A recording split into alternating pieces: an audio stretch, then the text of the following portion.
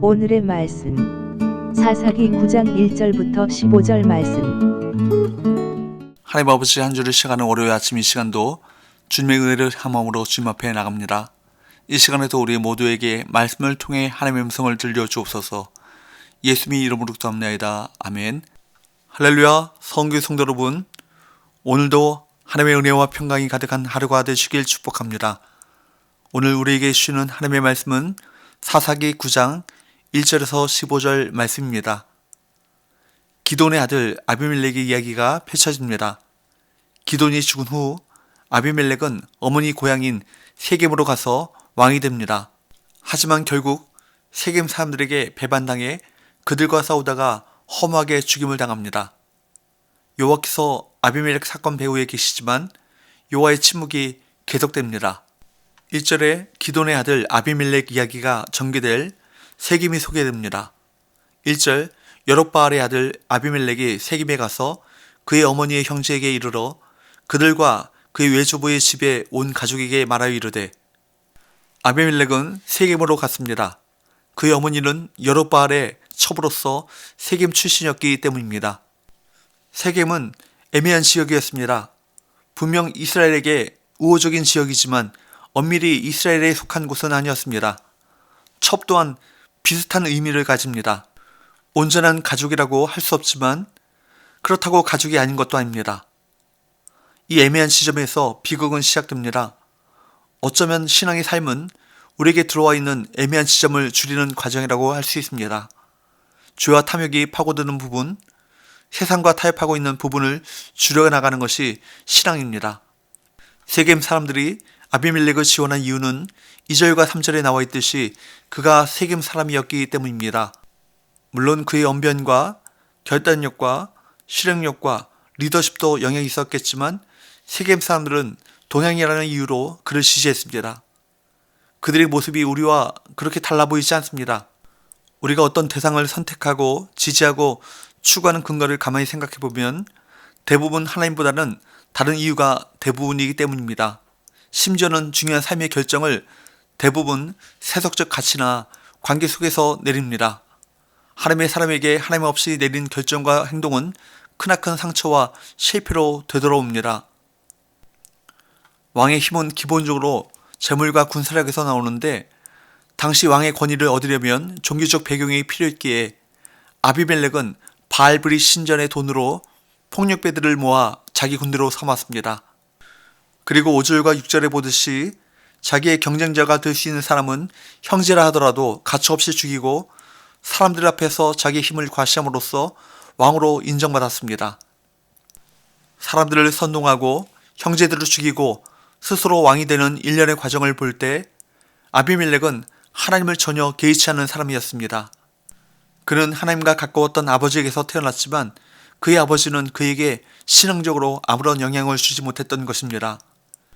7절에 나온 것처럼 아비멜렉이 세겜에서 왕이 되었다는 사실을 전해 들은 요담은 그리심산 정상에 서서 소리를 높여 외쳤습니다.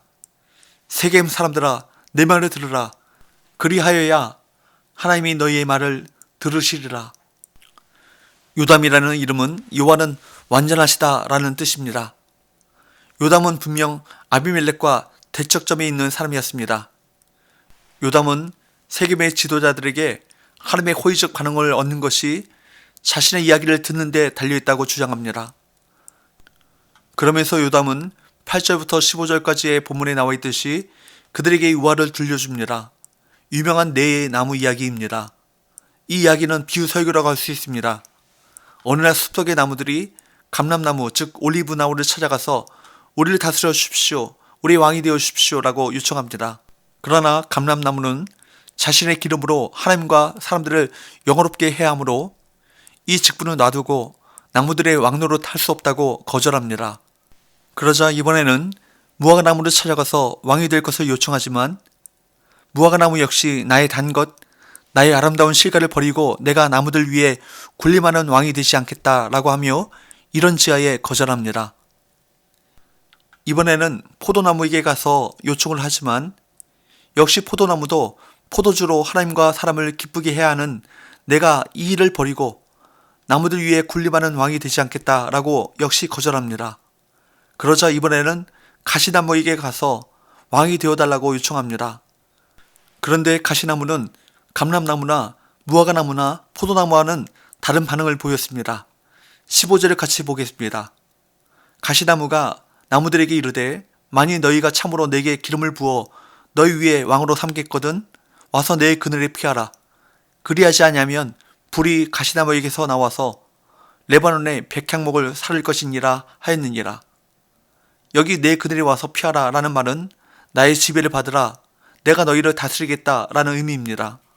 그러니까 가시나무는 다른 나무들과 달리 자기가 왕이 되겠다는 것입니다. 그들 위에 왕이 되어달라는 요구에 감람나무와 무화과나무와 포도나무는 하나같이 하나님과 사람을 영화롭게 하고 기쁘게 하는 열매를 포기할 수 없다고 거절했습니다. 하지만 인간과 거룩한 삶에 긍정적으로 기여할 것이 전혀 없는 가시나무는 그 제안을 받아들였습니다. 그런데 여기에서 가시나무가 누구를 상징하는 줄 아십니까? 바로 아비멜렉을 상징하고 있습니다. 네 나무 이야기에서 등장하는 가시나무는 부당한 방법으로 왕이 되었던 아비멜렉에 대한 비유였습니다. 혈안을 앞세워 주의 여론을 조성하고 지역 감정을 주장하여 정치 자금을 모으고 검은 돈으로 조폭들을 동원하여 쿠데타를 일으켜 자신의 수많은 형제들을 죽인 후 왕에 오른 아비멜렉을 비유적으로 이야기한 것입니다. 가시나무 왕 아비멜렉은 자신의 정적들을 다 죽이고 왕이 오르면서 잠시 성공하는 것 같았습니다. 그러나 그 기간은 결코 길지 않았습니다. 그는 여인이 던진 맷돌에 두개골이 박살나서 허무하게 죽었습니다. 악한 자들이 수단과 방법을 가리지 않고 권력을 도적질해도 역사의 주인이신 하나님은 반드시 심판하십니다. 악인들은 하나님의 눈에 보이지 않으니 하나님을 무시합니다. 자신들의 고모 스스로 세상을 가질 수 있다고 믿고 행하지만 스스로 멸망을 자초할 뿐입니다. 성도는 하나님의 심판을 결코 망각해서는 안 됩니다. 하나님의 심판이 반드시 있다는 사실을 잊지 말고 두렵고 떨리는 마음으로 불의와 죄와 탐욕을 경계해야 합니다. 또한 하나님의 정의를 세워감으로 하나님의 역사의 도구가 되어야 합니다.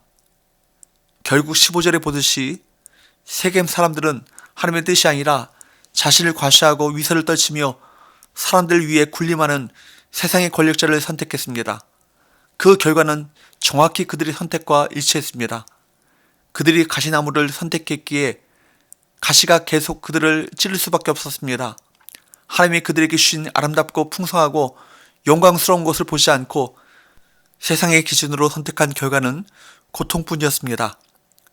우리는 자유의지로 어떤 것이든 선택할 수 있습니다. 우리 모습과 일치하는 가시나무를 선택할 수 있고 고귀하고 아름다우며 영어로운 감람나무를 선택할 수도 있습니다. 그러나 내가 좋아하는 것이 아니라 하나님께서 기뻐하신 것이 무엇인지 분별해 그것을 선택해 나가는 저와 여러분 되시기를 축복합니다. 기도합시다. 하나님 아버지, 하나님을 기쁘시게 하는 것이 아니라 눈에 보이는 세속적인 판단에 따라 불행한 선택을 했던 세겜 사람들의 모습을 보면서 우리 안에 이러한 모습이 없는지 겸허하게 우리 자신을 돌아봅니다.